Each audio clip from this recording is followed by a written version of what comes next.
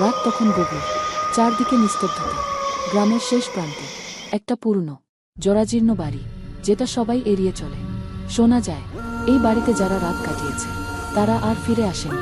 লোকজন বলে এটা একটা অভিশপ্ত জায়গা, যেখানে এক অশুভ শক্তি বাস করে। রাশেদ, একজন তরুণ সাংবাদিক, এসব কুসংস্কারে বিশ্বাস করত না। সে ঠিক করল আজ রাতেই বাড়িটাতে থাকবে এবং এর রহস্য উদ্ঘাটন করবে। ক্যামেরা, টর্চ লাইট আর নোটবুক নিয়ে সে রাত 1টার দিকে সেখানে পৌঁছায়। ঘরে ঢুকতেই একটা ভয়ানক শীতল বাতাস তাকে স্পর্শ করল, যেন কেউ নিঃশ্বাস ফেলছে ওর গায়ে। দেয়ালের গায়ে অদ্ভুত আঁকিবুকি, কিছু জায়গায় নখের আঁচড়ের মতো দাগ। একটা পুরনো ঘড়ি তখন রাত 1-2টা বাজিয়ে থেমে গেল। সেই মুহূর্তে একটা কুকুরের করুণ চিৎকার ভেসে এল, যেন কোনো ভয়ঙ্কর কিছু ঘটতে চলেছে। রাশেদ কাঁপতে কাঁপতে এগিয়ে গেল, ক্যামেরার লাইট জ্বালিয়ে দেখতে লাগল। হঠাৎ একটা বিকট শব্দে দরজাটা বন্ধ হয়ে গেল। সে আতঙ্কিত হয়ে পেছনে তাকাল, কিন্তু কেউ নেই। দেয়ালের ছায়াগুলো যেন নড়ছে, নাকি সেটা ওর কল্পনা?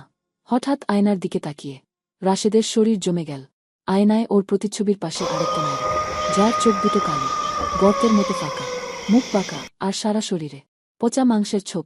নারীটি নিঃশব্দে ফিসফিস করে বলল, তুই ফিরে যা, নাহলে তোর পরিণতি ওদের মতো হবে। রাশেদ হঠাৎই পিছনে তাকাল, কিন্তু সেখানে কেউ নেই। বুক ধরফর করতে লাগে। সেই ঘরের কোণায় একটা পুরনো বই পেল, যেখানে লেখা ছিল 1985 সালে এই বাড়িতে একটি পরিবার খুন হয়, কিন্তু লাশগুলো কখনো পাওয়া যায়নি। তাদের আত্মারা এখনও এখানে ঘুরে বেড়ায়। রাশেদ বইটা পড়তেই অনুভব করল কেউ তার কাঁধে হাত রাখল।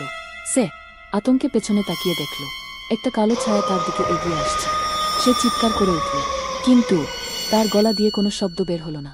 সেই ছায়া ধীরে ধীরে ওর মুখের কাছে এসে ফিসফিস করে বলল, তুই আমাদের জায়গায় এসেছিস, এখন তোকে এখানেই থাকতে হবে।